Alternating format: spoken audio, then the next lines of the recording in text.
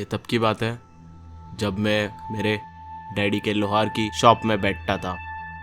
दोपहर के वक्त डैडी शॉप में नहीं होते थे तो मुझे बैठना पड़ता था। तो एक दिन एक ग्राहक आया और उसने मेरी दुकान पर आकर एक लोहे की जाली बनवाने का ऑर्डर दिया। मुझे पक्का याद है कि उसने एडवांस में 500 रुपये दिए थे। पर जब वो जाली तैयार हो चुकी थी तो वो लेने आया तो वो जिद करने लगा कि उसने 1000 रुपये एडवांस दिया। इसी बात पर मेरी और उसकी हाथापाई हो गई और मैंने गुस्से से उसके सिर पर लोहे का पाइप मार दिया। इस कांड की वजह से मुझे 1 साल की जेल हो गई। वैसे तो मैं आज जेल से रिहा हो चुका हूँ, पर जेल की कड़वी यादें भी आज मुझे बहुत डराती है। जेल के अंदर मुझे सी बैरक में रखा था। मेरा कैदी नंबर था 13। एक रात जब मैं सोया हुआ था तो मैंने किसी औरत के हंसने की आवाज़ सुनी। मैं चौंक गया। जब मैंने लॉबी में देखा तो दूर अंधेरे में कोई औरत खड़ी थी। मुझे यकीन ही नहीं हुआ कि मर्दों की जेल में एक औरत कैसे घुस आई होगी। मैंने अपने पास सोए हुए सोमेश को जगाया और बोला कि यहाँ पर कोई औरत घूम रही है। सोमेश बोला कि तेरा दिमाग हट गया है क्या?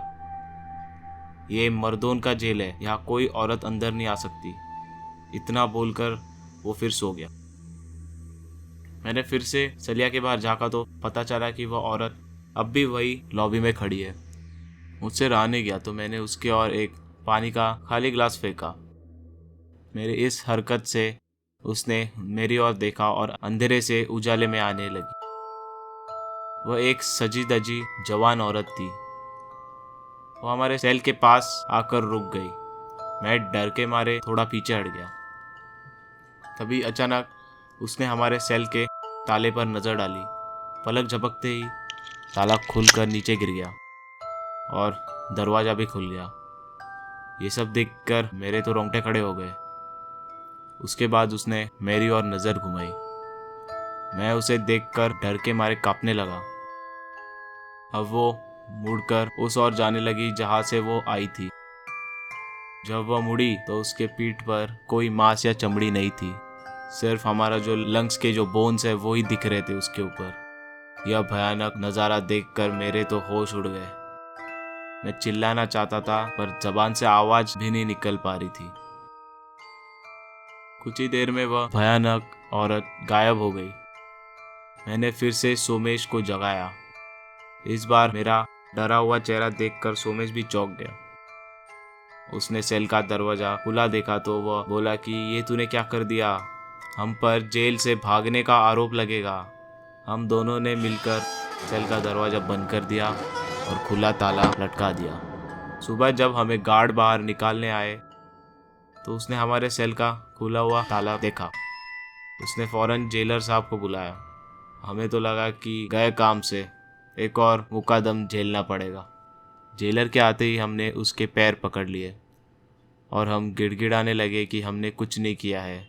कुछ देर बाद जेलर बोला कि शांत हो जाओ, मुझे पता है कि ताला तुम दोनों ने नहीं तोड़ा है। मुझे पता है कि हमारे जेल में एक खतरनाक चुड़ैल घूमती है। कई कैदी उसके खौफ से बीमार भी पड़ जाते हैं। अगर उस चुड़ैल को गुस्सा ना दिलाया जाए तो वो इधर उधर घूम कर वापस चली जाती है। तुम दोनों ने तो कुछ किया नहीं ना? मैंने फौरन कबूल किया कि वो कौन है यह जानने के लिए मैंने उसकी ओर एक खाली ग्लास फेंका था। फिर वो मेरे सेल की ओर आई थी और उसी ने पता नहीं क्या कर दिया और ताला खोल दिया था। जेलर ने कहा कि यह अच्छा नहीं हुआ, अब तुम्हें सावधान रहना होगा। वह किसी भी वक्त तुम पर हमला कर सकती है। उसी दिन जेलर ने मुझे सी बैरक से निकाल के बी बैरक में शिफ्ट कर दिया। उस दिन के बाद हर रात मुझे पायल की खनक सुनाई देती है। कभी कभी वह भयानक चुड़ैल मुझे सेल के अंदर भी दिखाई देती है। नींद में भी मुझे उसी के सपने आने लगे।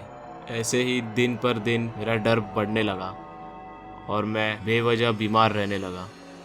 अभी मेरी 1 साल की सज़ा ख़त्म होने में 3 महीने बाकी थे। तभी मेरी हालत को ध्यान में रखते हुए बाकी की सज़ा से मुक्ति दे दी गई और मैं घर लौट गया। घर आकर मुझे लगा कि चलो अभी ये सब ख़त्म हो गया, पर ऐसा नहीं था। अभी कुछ ही दिन पहले मैंने उस खौफनाक चुड़ैल को मेरी बीवी के पीछे खड़े होते हुए देखा। मुझे नहीं पता कि वो चुड़ैल मेरा पीछा कब छोड़ेगी या फिर मेरी जान लेकर ही रहेगी। मैं तो अब बस भगवान के सहारे जी रहा हूँ।